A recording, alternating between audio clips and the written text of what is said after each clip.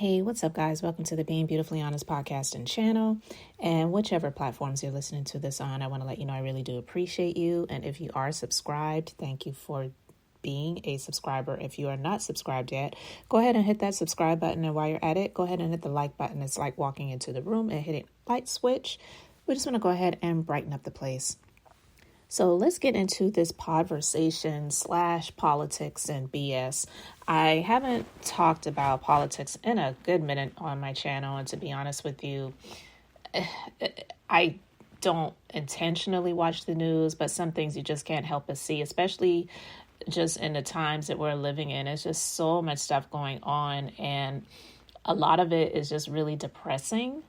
And I choose to do the Being Beautifully Honest podcast and channel more as a hobby and therapy for me. And there's nothing therapeutic about politics, but unfortunately it's real life. We all are subjected to it, whether we choose to indulge in it, vote, or be on one team or the other team, this party, that party, which I'm subscribed to neither. But I am living in the United States, so I will never be one of those people that acts as if it doesn't affect me.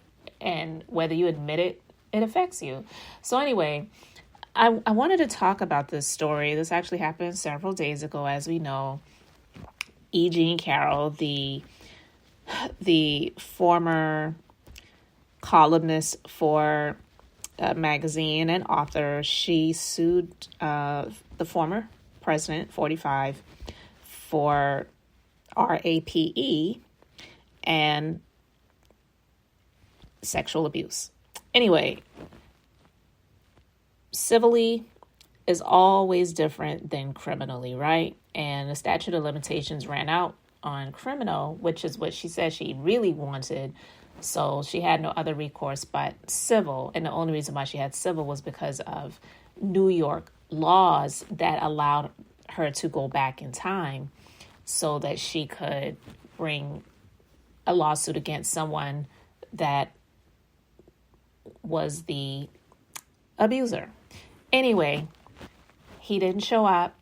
He didn't really think it was serious. He made a lot of claims about her. He did show up for the deposition, and there definitely was footage of that where he was just pretty much brazen in how he wanted to make it seem like, well, yeah, I'm a star, and stars, they can do whatever they really want to do, whether it's fortunately or unfortunately.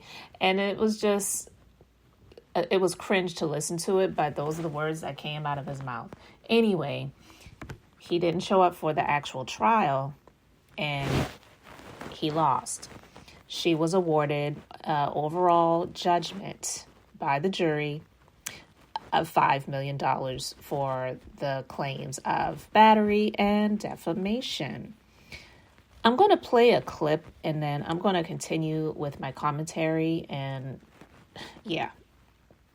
Danny, explain what this verdict means and the split nature of it on these questions. The plaintiff here had really two claims. One was for defamation and the other was for the actual sexual assault. And the reason that happened was that originally the statute of limitations had long expired, so the plaintiff here filed a claim for defamation, essentially saying that when Trump called her a liar about her allegations of abuse, that Trump had defamed her. And of course the jury agreed. Then when New York passed a statutory one-year window for all previously expired claims of sexual abuse, civil claims, to be refiled, within half an hour of that statute going into effect, Carroll's legal team filed this civil rape case against Donald Trump. And of course, while the jury did not find that Trump raped Jean Carrolll, they did find that he sexually abused her, which is really subjecting her to the sexual contact without her consent. So, I mean, this is a very, very clear message that, and I have to say, Lester, I have some of these cases that are under these one-year window, and the challenge is always, finding evidence from something that happened decades ago. And what Carroll's verdict tells us is that these cases can be prosecuted, notwithstanding the difficulty in tracking down evidence for an alleged assault that happened in an era that was essentially pre-internet, pre-email, pre-text messaging, and the proliferation of video cameras everywhere we go. Many would argue that Access Hollywood tape, the deposition tape, did serve as sort of a testimony, as sort of a piece of evidence.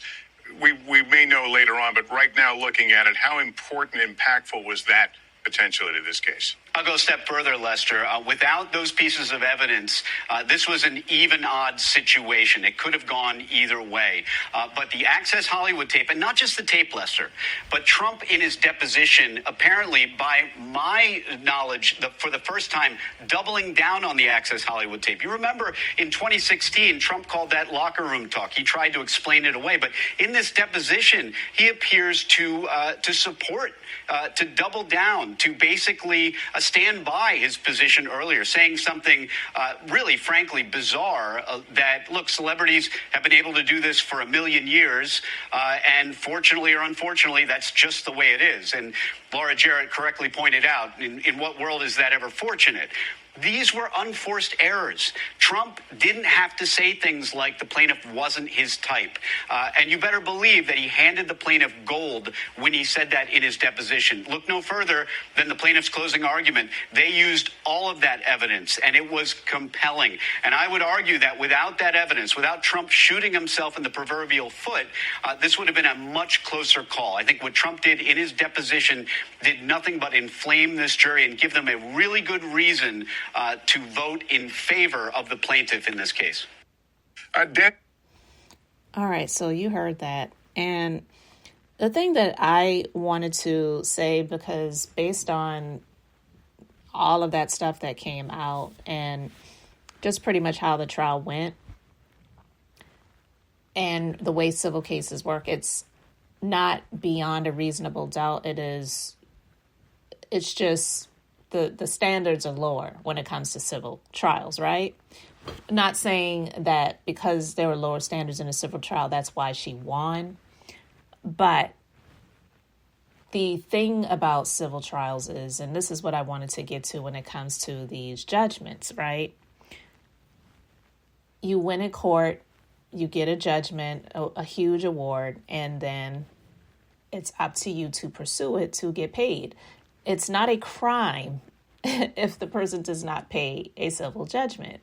And you can feel how you want to feel about that, because she's also now considering filing for defamation against him again based on comments that he recently made about her after the trial and during his town hall event that he had on CNN, where he pretty much called her a whack job and was saying he didn't know her, he never met her before in his life, which are lies.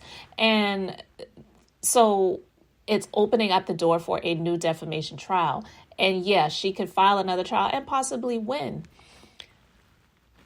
And I'm not saying that somebody like him or anybody that does something wrong should be held accountable.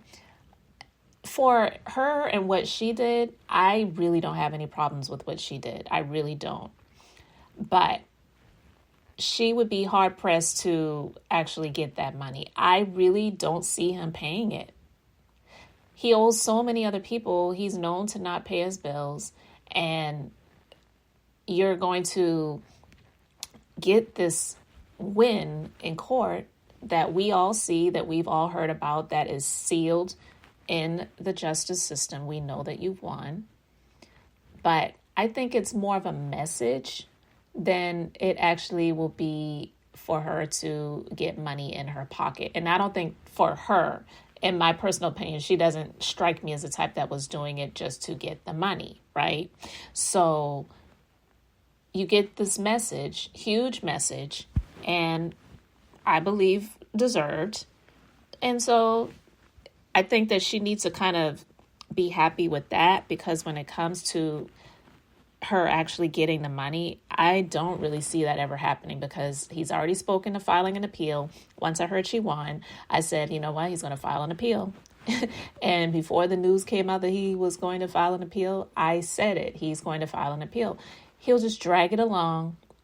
And it's just going to be very frustrating. I don't believe that he will win the appeal, but it gives him more time.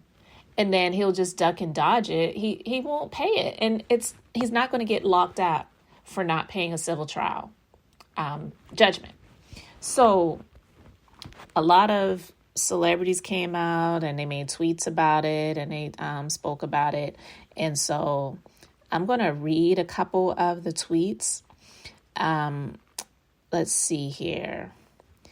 Because someone did a tweet where they were pretty much calling Stormy Daniels a liar and said that Trump sued her and won.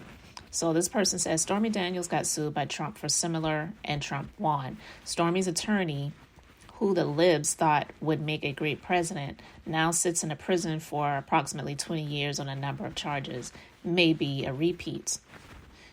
And she responded to that person and said, he didn't sue me, haha. And I was not, in all caps, found to be untruthful. The opposite, actually. It was simply ruled that his tweet about me was hyperbole and not defamation, and that my former attorney made gross mistakes in his filings. Get your facts straight. And another tweet by Mira Sorvino. She's an actress. She says, I'm so proud and happy at Jean Carrolll for her victory over disgusting sexual assaulter Donald Trump. Justice creeps forward due to her courageous heroism. And Bette Midler had a few things to say. So she said, hashtag Trump, formerly Donald J. Drumpf, which is actually his born name. It was changed, DRUMPF. Must pay hashtag Jean Carrolll $5 million for sexual abuse and defamation. A solid win for Jean. The hashtag GOP is proud to present our candidate for the highest office in the land, former president, registered sex offender, convicted felon of 17 counts of tax fraud, and under investigation for treason and theft of top secret government documents. Now, the thing about what she said is he's not a registered sex offender. He does not have to register as a sex offender. And that only happens in, I believe, in criminal trials. And also, he was found not guilty of RAPE, so that didn't apply to him. So that wasn't a true statement that she said or a fact. She may have thought that, but it wasn't true.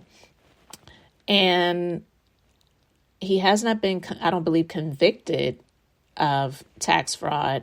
I believe those are things that he's on trial for.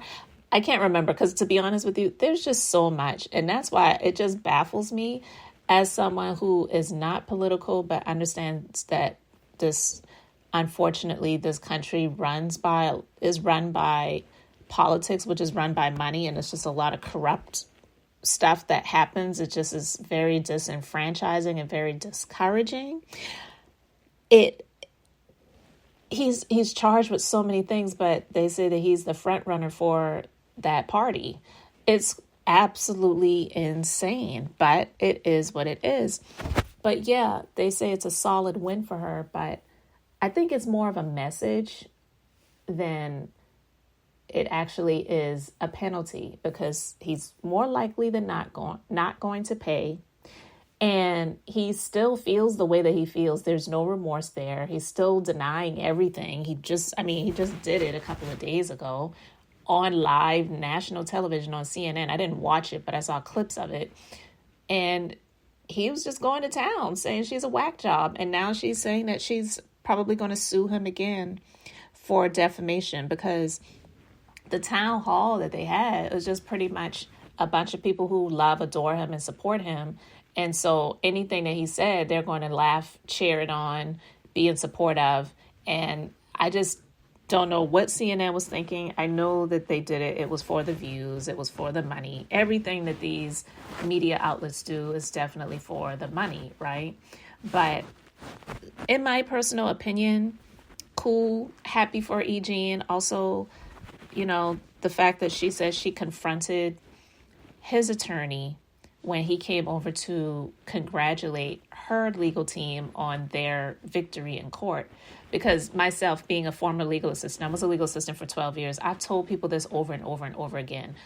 People act like one side, the plaintiff side and the defense side, that these attorneys, even though you may see them representing their client in court, that they are against each other. They actually are, they don't rule in the same circles, but a lot of these people, they're friends. They went to school together. They went to, some of them worked in the same law firms at one point. They may have clerked for the same judges at some point in time. A lot of these people are friends. I'm not saying all of them are friends, but a lot of these people, they know each other. This is just a job for them. They're going to get their money. I can't say that about Trump's attorneys, because he's been known to not pay the people that he hires, not just not paying judgments and things that, he owes for like contractors and people he's hired, to do work. He's been known to not pay his bills. So I don't know. I believe he never paid,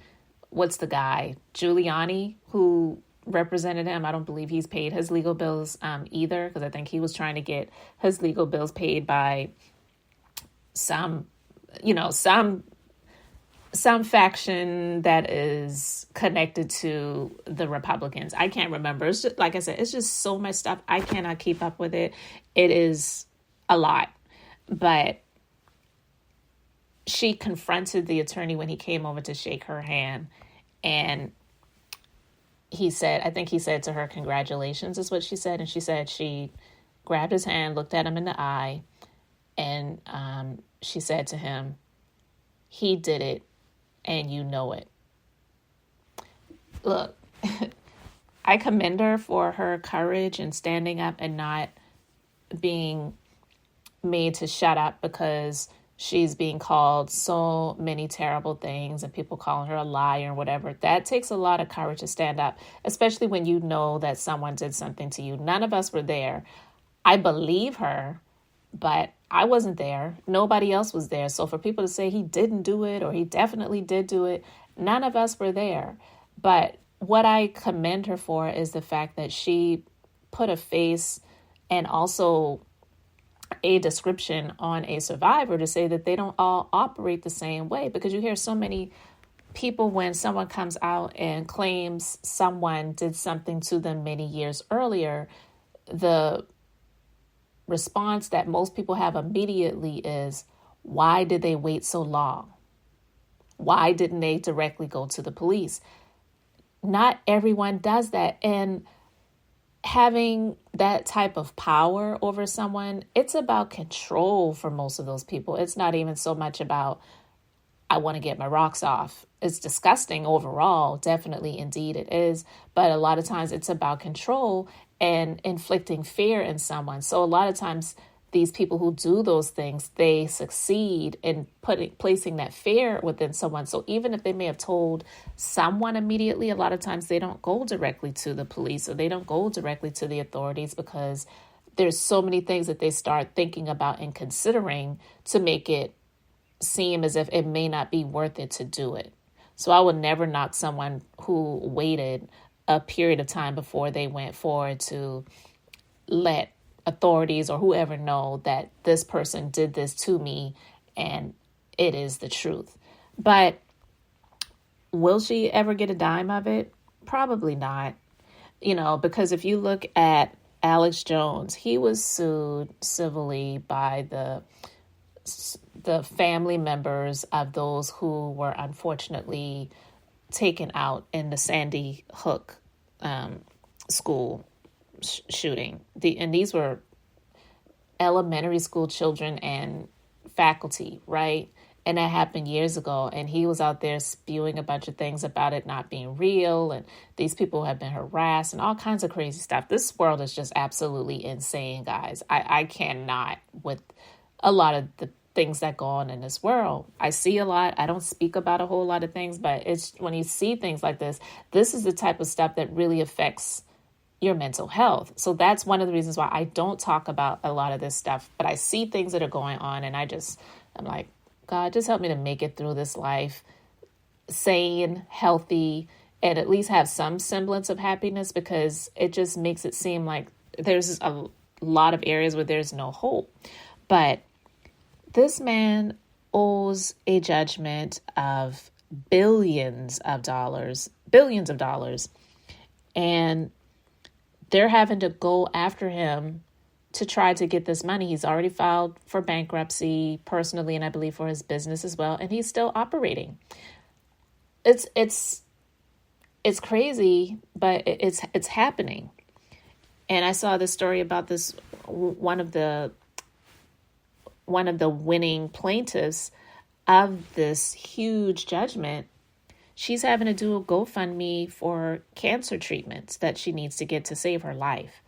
You know, he owes all this money, and she's not in a place where she can afford to pay for a lot of these things, and her insurance won't cover a lot of these things. So she's having to set up a GoFundMe.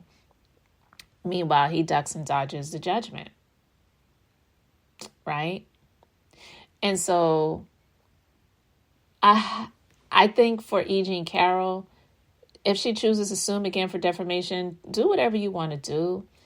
But I'm one of these people, when it comes to court, I would just rather not be involved if I don't have to be, because it is so physically draining. It's mentally draining. It's financially draining as well, because she's got a legal team that she has to pay. And this man is probably not going to pay any of it while he continues to run for president again, you know? So did she really win? Yeah, she won, but it's more of a message than it was anything that she'll actually get in return in terms of a monetary vindication for what she has been through. It was awarded to her. She has it signed and sealed, but will she ever collect on it? Probably not. I'm just saying, probably not. It would probably have to be, and listen, I'm not speaking anything on him, but if and when he passed away, she would probably have to come after his, you know what I mean? She'd have to come after his assets to be one of those people that is a collector after he passes away. But while he's alive, she probably will never see that money. And I'm just being honest. Again, not speaking anything over anyone, but that's just the fact of the matter. So she probably will just have to continue to renew the judgment every 10 years. I believe you can renew it. And then if she's still alive, or if she, you know, because she's 79. Again, I'm not speaking anything over her either. He's in his late 70s. She's in her late 70s. She would probably have to have her family, children, if she has children. I don't know. I don't know anything about her personal life. And have them pursue his estate after he passes away to be one of the creditors that comes after people's assets and estates when they owe money and they are no longer living. I'm just saying, I'm happy that she got her message across. I'm happy that people believed her, may not have ruled in her favor in every area, but for the most part, she seems to be happy. And now she's considering another defamation trial. We shall see what comes of this. But guys, I just wanted to talk about it because, you know, I've seen a lot of cheers and people just being so happy that she won and he needs to pay her money. Well, people just kind of need to tamper down when it comes to that, because when it comes to the money part, I really don't see her getting it at all. So guys, you let me know your thoughts respectfully in the comment section. Thank you so much for liking and subscribing. This is Beth, and I'm just being beautifully honest. So until the next time, I just wanted to keep it brief, beautiful, and now I'm going to say bye.